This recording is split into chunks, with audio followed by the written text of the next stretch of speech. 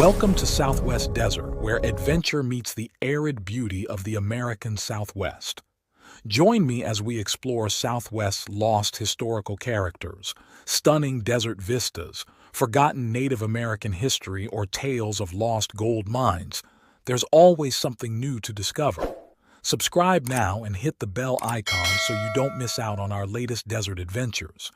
Let's journey together into the heart of the Southwest Desert. Sit back and enjoy.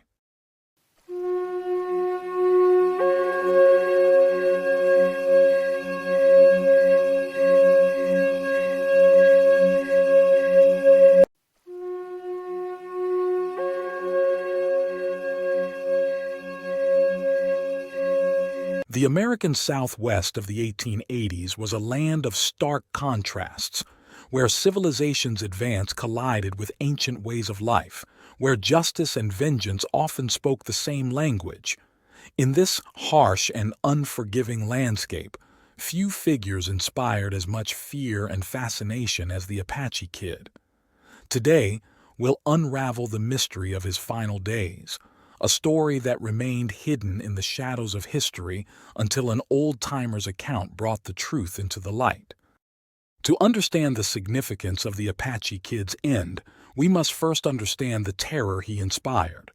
Throughout the 1880s and into the 1890s, his name became synonymous with brutality across the territories of southern New Mexico and Arizona. Unlike the flashy outlaws of his era, the ones who rode with gangs and sought notoriety, the Apache Kid was a shadow, a ghost who moved through the landscape like a deadly wind. He developed a distinctive operating pattern that made him particularly difficult to track or capture.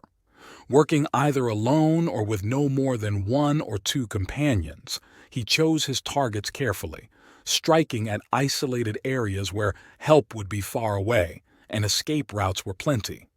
But what truly set him apart, and what made him particularly feared, was his willingness to victimize anyone, regardless of their background.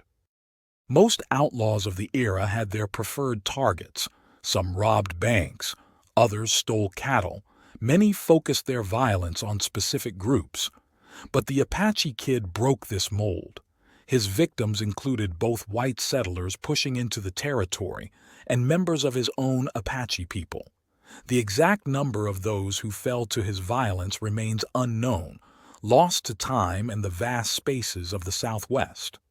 What we do know is that contemporary accounts universally described his attacks as brutal, suggesting a level of violence that went beyond even the harsh standards of the frontier.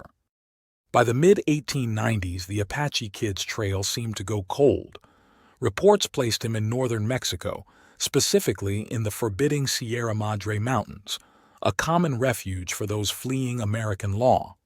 For years, historians debated his fate, adding his name to the long list of Western outlaws whose final days remain shrouded in mystery. Thank you for joining your desert frontiersman Alan for another Southwest Desert adventure. If you would like to help support my channel and time, hit the super thanks heart icon on the bottom of the video and contribute. This is very helpful. Relax and enjoy. But in 1907, near a small mining camp called Chloride, at the foot of New Mexico's Black Range northwest of what would later become Truth or Consequences, that mystery would finally unravel. And it would begin, as so many Western tales do, with stolen horses. Billy Keene was well known in the Chloride area. A skilled hunting guide, he was in the midst of preparing for the arrival of a hunting party from the Swift Packing Company when word spread that horse thieves had struck several northern residents. In the frontier, horse theft wasn't just a crime, it was a threat to survival itself. A man without a horse in this unforgiving landscape was as good as stranded on an island. Keene found himself elected leader of a six-man posse, and they set out tracking north, methodically checking ranch after ranch. Their break came at Sabi Sorrell's ranch, where they picked up clear signs of the thieves' passage.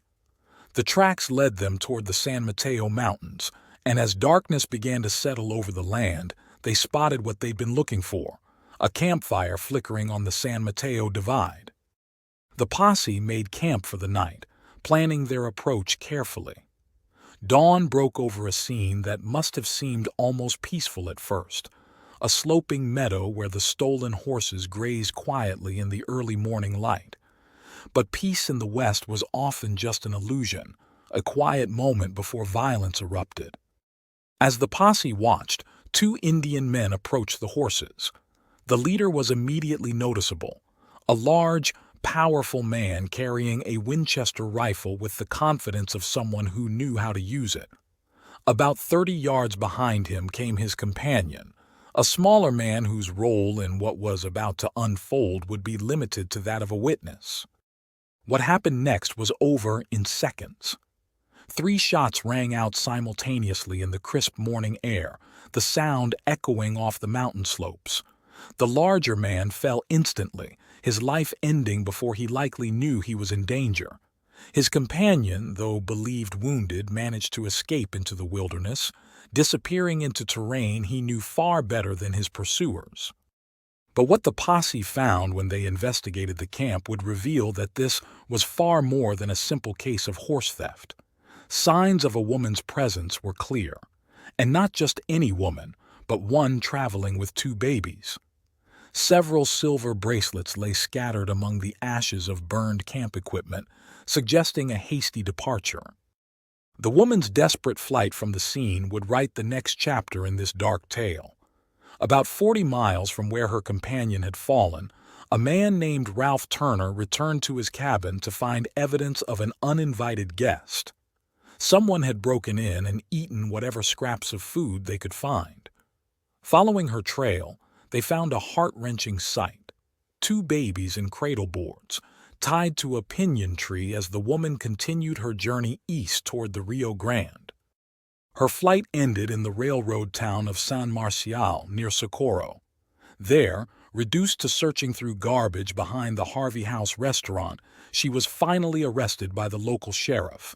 But it was her testimony that would confirm what the posse had suspected. The man they'd killed that morning was indeed the infamous Apache Kid. She identified herself as the Apache Kid's wife, but her account painted a picture not of a marriage, but of captivity and cruelty. She described a man whose brutality had only grown over the years. The Apache Kid, she revealed, regularly beat her and kept her chained in their camp. But his cruelty extended far beyond their relationship. She told of his raids on reservations, where he would take young girls by force.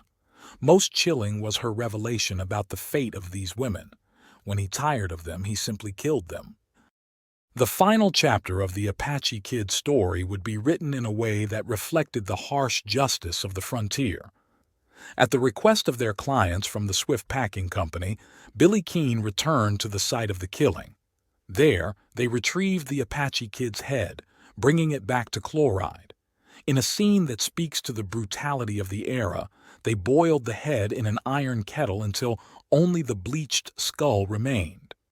This grim trophy was then given to the Swift Packing Company men, who took it back to Chicago as a souvenir of their Western adventure. It was a fitting yet disturbing end to the saga of a man whose life had been defined by violence. His remains carried away to be displayed as a curiosity in the very civilization he had spent his life fighting against. The story of the Apache Kid encompasses all the elements that made the American frontier such a complex and often contradictory place. It was a land where civilization and savagery often wore the same face, where justice and vengeance were frequently indistinguishable, and where the line between survival and brutality could be as thin as a shadow on the desert sand. His legacy serves as a reminder of a time in American history when the West was still wild, when law and order were often just distant concepts, and when the clash between different worlds could produce figures of almost mythical darkness. The Apache Kid was one such figure, a man whose life and death would become part of the larger tapestry of Western legend and lore. The bleached skull of the Apache Kid, carried away to Chicago, became more than just a trophy. It became a symbol of the end of an era, a time when the Wild West was finally being tamed, though that taming often came at a terrible cost. This has been Southwest Desert. Join us next week when we explore another forgotten chapter of the American Southwest frontier. Happy trails.